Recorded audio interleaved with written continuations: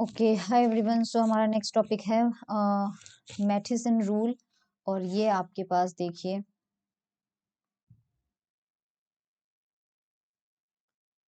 ये रूल भी जो है टॉपिक जो है वो इम्पोर्टेंट टॉपिक है। बेसिकली हमारे पास मान लीजिए जो किसी भी मेटल की जो रेजिस्टिविटी होती है, या मान लीजिए मेटल है या कोई भी हमारे पास सब्सटेंस होता है, तो उसकी जो रेजिस्टिविटी होती है, रेजिस्टिविटी बेसिकली रेजिस्टेंस की वजह, रेजिस्टेंस को ही आप समझ सकते हैं। R is equal to rho L by होता है इनके बीच में, वी नो रिलेशन। तो this is resistivity and this is resistance. तो किसी जो मेटल है उसकी जो रेजिस्टिविटी है वो हमारे पास डिपेंड करती है बहुत सारे फैक्टर्स पे, और उसमें से एक फैक्टर हमारे पास होता है कि जब हम किसी मेटल का टेम्परेचर बढ़ाते हैं तो उसके अंदर जो लैटिस आयंस होते हैं उनके वाइब्रेशंस बढ़ते हैं। ठीक है, तो किस वजह से वो रेजिस्टिविटी को अफेक्ट करते हैं वो हमें देखना है। बेसिकली हमारे पास जो इलेक्ट्रॉन्स होते हैं, फ्री इलेक्ट्रॉन्स होते हैं मेटल के अंदर, अगर उनकी कॉलिजन्स बढ़ जाएगी तो जाहिर सी बात, अगर उनकी कॉलिजन्स बढ़ जाएगी तो वो अपनी एनर्जी लूज करते रहेंगे बार बार में हीट के फॉर्म में, और हीट आपके पास बाहर डिसिपेट होता रहेगा। यहाँ पे हमारे पास क्या होता है कि किसी मेटल का जब हम टेम्परेचर रेज करते हैं, बढ़ाते हैं, तो इलेक्ट्रॉन्स की कॉलिजन, और हम जानते हैं कि करंट फ्लो जो है वो आसानी से तब माना जाता है जब इलेक्ट्रॉन्स के रास्ते में कोई भी मतलब बैरियर ना आए और इलेक्ट्रॉन इजीली फ्लो कर सके। लेकिन अगर हम टेम्परेचर बहुत ज्यादा बढ़ा देंगे तो वो इलेक्ट्रॉन जो है वो बार बार कोलाइड करते रहेंगे दूसरे पार्टिकल से, और अपनी एनर्जी लूज करते रहेंगे, और सीधी सी बात है कि उनके रास्ते में बैरियर आता जाएगा तो रेजिस्टिविटी बढ़ जाती है। लेकिन आपके पास इसके अलावा भी दो तरह के और फैक्टर हैं जो रेजिस्टिविटी को अफेक्ट करते हैं। तो सबसे पहले तो हमें ये देखना है कि अगर आपने कोई मेटल लिया है और वो मेटल पर्टिकुलर है, मान लीजिए कॉपर है, तो इसमें कॉपर के एटम्स है, ये रहे कॉपर के एटम्स, या फिर मैं उन्हें कहूं लेटिस आयंस, क्योंकि कॉपर के अंदर फ्री इलेक्ट्रॉन होता है, तो हर एटम से इलेक्ट्रॉन जब बाहर निकल जाएगा तो अब वो पॉजिटिव आयन बन चुका है, तो ये आपके पास क्या है, लेटिस आयंस हो जाएंगे। और ये आपके पास क्या है, फ्री इलेक्ट्रॉन, और ये हमने कॉपर ले लिया। तो जब आप टेम्परेचर इसका बढ़ाते हो तो इसके अंदर क्या होगी, स्कैटरिंग होगी, इलेक्ट्रॉन्स की जो है वो क्या हो रही है, यहाँ पे स्कैटरिंग होती है। तो जो स्कैटरिंग है वो आपके पास क्या है, तीन टाइप की होती है। सबसे पहले जो स्कैटरिंग है वो आपके पास है electrons by thermal vibrations of lattice ion. इसमें हमारे पास है scattering of electrons by thermal vibrations of lattice ion. ये देखो, ये बड़ी इंपॉर्टेंट, ये सबसे मेजर रोल प्ले करता है। मतलब इलेक्ट्रॉन की जो टक्करें हैं वो होती रहेगी, किससे किसके साथ होगी। अब जब ये इलेक्ट्रॉन फ्रीली फ्लो होना चाहता है तो रास्ते में इतने बड़े बड़े आयन दिख रहे हैं, अभी ये आयन भी अगर एक जगह होते तो भी इलेक्ट्रॉन इस रास्ते से इजीली निकल जाता, लेकिन यहाँ पे जो आयन है वो वाइब्रेट कर रहे हैं, तो वाइब्रेशन किसी भी डायरेक्शन में हो सकता है। तो हम जब टेम्परेचर बढ़ाते हैं तो ये जो लेटिस आयन है, इनके वाइब्रेशन की वजह से इलेक्ट्रॉन की ज्यादा से ज्यादा टक्करें होती रहती है, और अगर टक्करें ज्यादा बढ़ेगी तो रेजिस्टिविटी बढ़ जाएगी। तो जब हम टेम्परेचर इंक्रीज करते हैं तो लेटिस वाइब्रेशंस क्या होते हैं, इंक्रीज होते हैं, स्कैटरिंग क्या हो जाएगी, इंक्रीज हो जाएगी, रेजिस्टिविटी क्या हो जाएगी, इंक्रीज। तो ये टाइप की जो रेजिस्टिविटी है वो सीधा सीधा टेम्परेचर पे डिपेंड करती है, ध्यान रखिएगा। सेकेंड आपके पास है scattering of electrons by lattice imperfection. Okay, scattering of electrons by lattice imperfections. इसका ये मतलब है कि सपोज आपके पास कोई पर्टिकुलर क्रिस्टल स्ट्रक्चर, हर जो मेटल होता है उसकी शेप जो होती है, उसके क्रिस्टल की जो स्ट्रक्चर होती है वो फिक्स होती है। अब मान लीजिए आपने कोई लेटिस लिया और उसकी स्ट्रक्चर आपको होनी चाहिए थी क्यूब, लेकिन कई बार क्या होता है कि स्ट्रक्चर में ही डिफेक्ट आ जाता है। अगर मान लीजिए आपके पास कोई पर्टिकुलर शेप हो और इलेक्ट्रॉन को पता है कि हाँ ये शुरू से यहाँ शेप है, तो जहां उसे खाली जगह मिल रही है वो इजीली मूव कर रहा था, बट आगे जाके उसकी जो स्ट्रक्चर है उसमें कुछ डिफेक्ट आ जाता है, मान लीजिए लेटिस के खुद के डिफेक्ट आ जाते हैं। उन डिफेक्ट की वजह से क्या होगा, इलेक्ट्रॉन बार बार उस पर्टिकुलर उसकी जो बाउंड्रीज होगी या मेटल की जो बाउंड्रीज हैं उनसे वो कोलाइड करता रहेगा। तो ये जो इलेक्ट्रॉन की स्कैटरिंग होती है ये लेटिस के खुद के डिफेक्ट की वजह से होती है या इम्परफेक्शंस की वजह से होती है।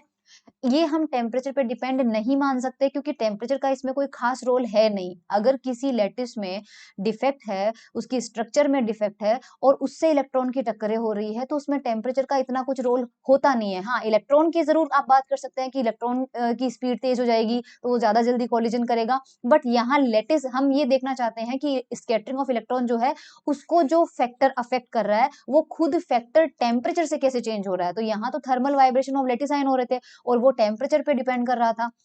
लेकिन यहाँ पर लैटिस का जो डिफेक्ट है, उसकी स्ट्रक्चर का जो डिफेक्ट है, वो टेम्परेचर से इफेक्ट नहीं होता, इसलिए ये जो है टेम्परेचर पर डिपेंड नहीं करती है। ये तरह की जो तो ध्यान रखना, इसकी वजह से जो रेजिस्टिविटी आएगी वो टेम्परेचर पर डिपेंड नहीं करेगी। थर्ड आपके पास है scattering of electrons bye impure atoms. Impure atoms present in metals.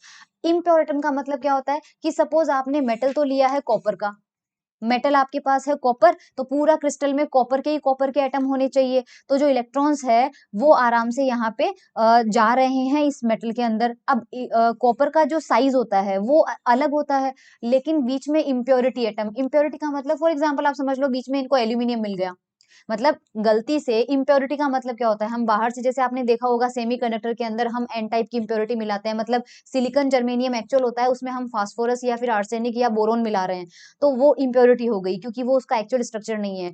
तो इलेक्ट्रॉन जो है मान लीजिए उनको हैबिट है कॉपर के शेप की, कॉपर का साइज उसको देखते हुए वो निकल रहे हैं साइड से, बीच में अलग साइज का कोई एटम घुस गया, तो वो साइज जो है इलेक्ट्रॉन ने एक्सपेक्ट नहीं किया था कि मुझे इतना बड़ा कोई एटम मिल जाएगा, तो उसकी वजह से भी उसके कॉलिजन्स होते रहते हैं, राइट। तो ये इम्प्योरिटी एटम की वजह से जो कॉलिजन्स होते हैं, इनकी जो वजह से जो रेजिस्टिविटी आती है उसको भी हम टेम्परेचर पे डिपेंडेंट नहीं मानते हैं। थोड़ा बहुत डिपेंड करता है, इतना इतना ज्यादा रोल प्ले नहीं करता है। तो ये जो इम्प्योरिटी एटम्स हैं ये वहां रहेंगे ही रहेंगे, आप किसी भी टेम्परेचर को रख लो, इलेक्ट्रॉन आएगा और इनसे कोलाइड करेगा ही करेगा। सो टेम्परेचर का रोल इन दोनों में नहीं होता है, लेकिन जो फर्स्ट वाला है उसमें होता है। तो हम ये कह सकते हैं कि जो आपके पास रेजिस्टिविटी होती है टोटल, उसे हम कह सकते हैं वो इन तीनों का टोटल होती है। अब वो तीनों का टोटल होती है ये हमें प्रूव करना पड़ेगा।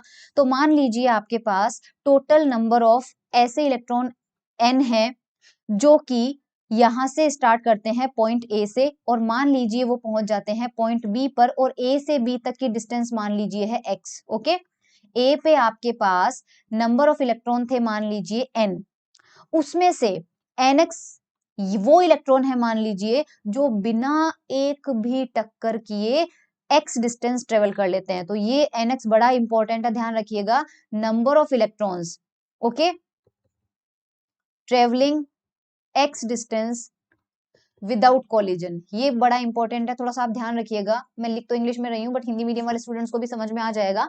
एनएक्स आपके पास क्या है, वो इलेक्ट्रॉन जो ए से स्टार्ट करते हैं और बी तक पहुंच जाते हैं, रास्ते में एक भी टक्कर नहीं करते हैं।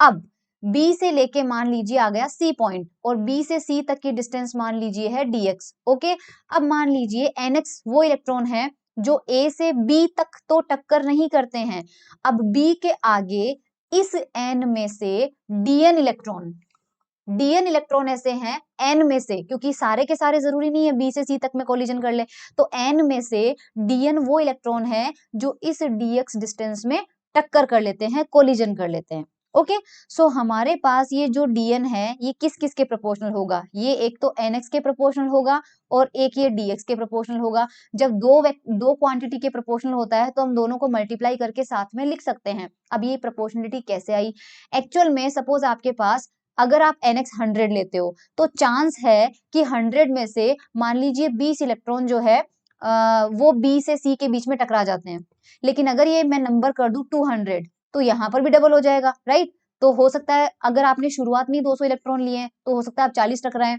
अगर आप 500 ले लोगे तो और ज्यादा टकराएंगे। तो अगर आप इनिशियल नंबर जो है अगर वो आप ज्यादा लोगे तो कोलिजन करने वाले इलेक्ट्रॉन भी अपने आप बढ़ जाएंगे, इसलिए हमने लिखा है डीएन को एन के डायरेक्टली प्रोपोर्शनल। फिर हमने कहा है डीएन जो है वो डीएक्स के भी डायरेक्टली प्रोपोर्शनल है, जाहिर सी बात है, क्योंकि आपके पास यहाँ पर हमने क्या लिखा है, डीएन जो है वो डीएक्स के ज्यादा प्रोपोर्शनल है। अगर बी से सी तक की डिस्टेंस आपने सपोज 2 मीटर रखी है और एक आपने बी से सी तक की डिस्टेंस 2 किलोमीटर रखी है, कॉमन सेंस की बात है कि इसमें कोलाइड करने वाले पार्टिकल्स और इसमें कोलाइड करने वाले पार्टिकल्स ज्यादा होंगे, क्योंकि काफी पार्टिकल ऐसे हैं जो बी से पहले कोलिजन कर गए, काफी पार्टिकल ऐसे हैं जो सी के बाद कोलिजन कर गए। लेकिन अगर आपने बी और सी की डिस्टेंस को बढ़ा दिया तो ये वाले भी इंक्लूड हो जाएंगे और ये वाले भी इंक्लूड हो जाएंगे। तो इसका मतलब है अगर डीएक्स को बढ़ा देते हैं तो डीएन अपने आप बढ़ जाएगा। तो दोनों को कंबाइन करके हम लिख देते हैं, यहां से हम क्या करेंगे, डीएन इज इक्वल टू एक कांस्टेंट लगाएंगे और वो होगा प्रोपोर्शनलिटी कांस्टेंट, लेकिन वो कांस्टेंट हम लेंगे 1/λ। क्यों लेंगे, क्योंकि दोनों साइड में डायमेंशन सेम होनी चाहिए। लेफ्ट हैंड साइड में जो डायमेंशन है वो है कोई डायमेंशन नहीं है, नंबर है, सिर्फ एक नंबर है। जबकि राइट हैंड साइड में अगर आप लैम्डा नहीं लगाते हो तो ये एक नंबर है, लेकिन जो dx है उसकी डायमेंशन है लेंथ की, तो इसलिए कांस्टेंट आपका ऐसा होना चाहिए जो कि दोनों साइड की डायमेंशन को सेम कर दे। तो हमने 1/λ लगाया है और लैम्डा रिप्रेजेंट करेगा आपको लेंथ को, और लैम्डा की वैल्यू होगी यहाँ पे mean free path. Now why mean free path? क्योंकि ये जो पूरी पिक्चर है ये आप इसमें आप वो डिस्टेंस के साथ डील कर रहे हो जो कि इलेक्ट्रॉन बिना टकराए तय करता है, और बिना टकराए जब कोई डिस्टेंस ट्रेवल की जाती है तो उसी डिस्टेंस को हम बोलते हैं mean free path. Okay, lambda से रिप्रेजेंट करते हैं, इस वजह से रिजेम्बलेंस होने की वजह से हम लैम्डा लगा देते हैं।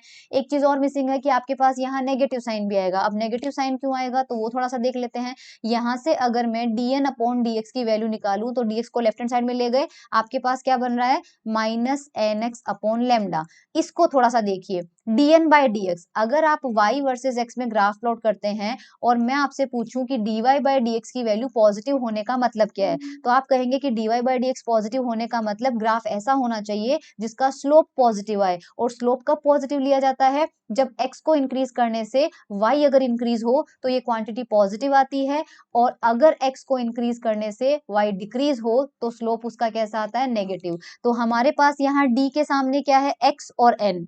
हम ये देख लेते हैं कि x को इंक्रीज करने से n इंक्रीज हो रहा है या डिक्रीज हो रहा है। तो सबसे पहले x और n को देखते हैं। x आप क्या है? x वो डिस्टेंस है जो बिना टकराए तय की गई थी, तो आप देख लीजिए पिक्चर में, ये देखिए ये रही x, आपके पास ये डिस्टेंस है a से b तक की, और ये कौन सी डिस्टेंस है? जो कि पार्टिकल्स को बिना टकराए ट्रेवल करना है। अगर मैं आपसे पूछूं कि शुरू में मैं 100 पार्टिकल ले रही हूं और मैं x की वैल्यू रखती हूँ 2 मीटर, और मैं आपसे बोलती हूँ कि इन 100 को बोलो कि x को ट्रेवल कर ले बिना कोलिजन के, तो पार्टिकल्स क्या सोचेंगे कि चलो ठीक है 2 मीटर डिस्टेंस ही तो ट्रेवल करनी है, कर लेंगे। लेकिन अगर मैं आपसे कहूं कि अब 200 मीटर है, 200 मीटर को ट्रेवल करो सारे के सारे पार्टिकल बिना कोलिजन के, तो ऑब्वियसली वो पार्टिकल कहेंगे कि अरे यार 2 मीटर तो ठीक था, लेकिन 200 मीटर तो बहुत ही ज्यादा हो गया। 200 मीटर तक खुद को संभालना, आसपास के लेटिस आयन से, आसपास के दूसरे इलेक्ट्रॉन से खुद को बचा के रखना 2 मीटर तक तो आसान है, लेकिन 200 तक बिल्कुल नहीं है। और अगर मैं बोलूं 2 किलोमीटर तो बिल्कुल ही पॉसिबल नहीं है।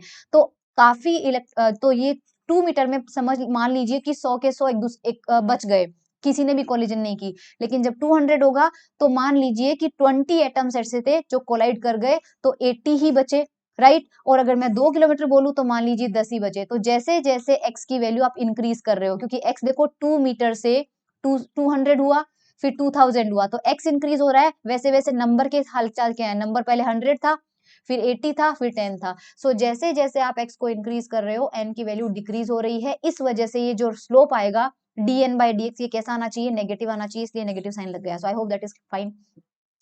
अब जो टक्करें हो रही है, स्कैटरिंग, स्कैटरिंग मैंने आपसे कह दिया कि दूसरे लेटिस आयन के साथ भी हो सकता है, इम्प्योरिटी एटम के साथ भी हो सकता है, लेटिस की क्रिस्टल डिफेक्ट की वजह से भी हो सकता है। तो ये जो नंबर ऑफ एटम्स है, dn कौन सा नंबर था? जो dx डिस्टेंस में टकरा गए थे, इसको हम लिख सकते हैं, ये 3 टर्म से मिलकर बना होगा।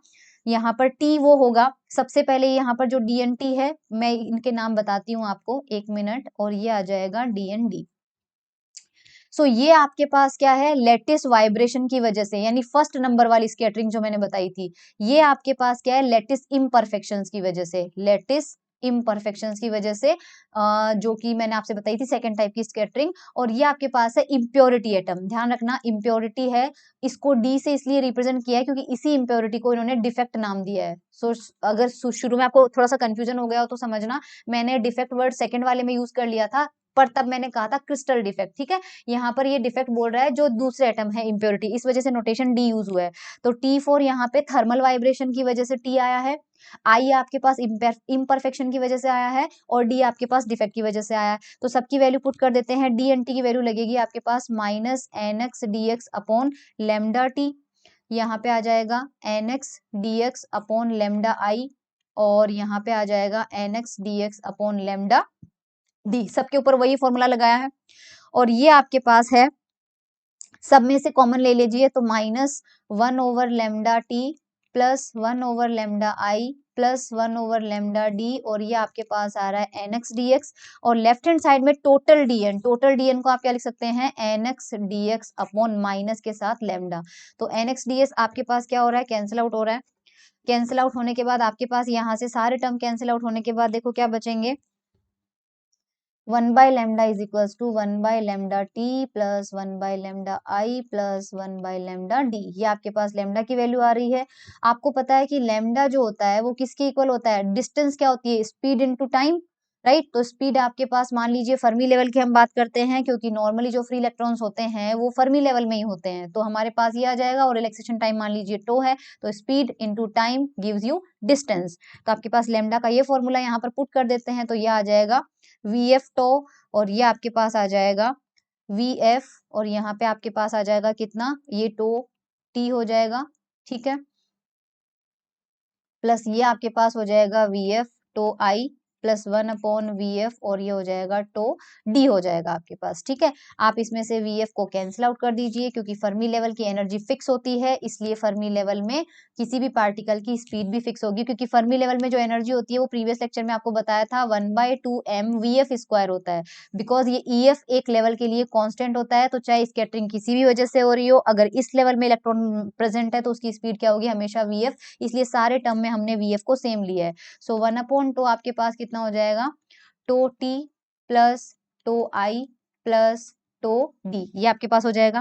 पूरी इक्वेशन को हम m/n² से मल्टीप्लाई करते हैं, तो यहाँ देखो m/n², ये आ जाएगा m/n², ये आ जाएगा m/n², और ये आ जाएगा m/n²। आपको ध्यान हो तो सिग्मा कंडक्टिविटी वैल्यू होती है n² टो अपॉन m, और इसका उल्टा होता है रेजिस्टिविटी, तो रेजिस्टिविटी आपके पास यहाँ से कितनी आ जाएगी, m/n² टो, तो लेफ्ट हैंड साइड में टोटल रेजिस्टिविटी आ जाएगी रो, और ये हो जाएगा आपके पास रो टी प्लस ये हो जाएगा रो आई प्लस ये हो जाएगा रो डी। तो यहाँ पर हम देख सकते हैं ये जो रूल है वो आपके पास, ये इक्वेशन जो है ये कहलाती है मैथिसन रूल, जो कि हमारी हेडिंग है, जो कि आपको बताती है किसी मेटल की जो रेजिस्टिविटी होती है वो कितनी होती है। मैंने आपसे कहा था कि बिकॉज ये टर्म जो है टेम्परेचर पे डिपेंड करेगा, इसलिए हम इसको लिख देते हैं rho as a function of t, और ये दोनों टेम्परेचर पे डिपेंड नहीं करेंगे, इसलिए ये कांस्टेंट होगा, तो इसको लिख लेते हैं रो नोट। तो रो की वैल्यू आपके पास कितनी आ गई, रो नोट प्लस रो टी। यही मैथिसन रूल का दूसरा एक्सप्रेशन है, तो एग्जाम में ये भी आ सकता है आपके, और ये भी आ सकता है। So that's all for today, thank you so much everyone.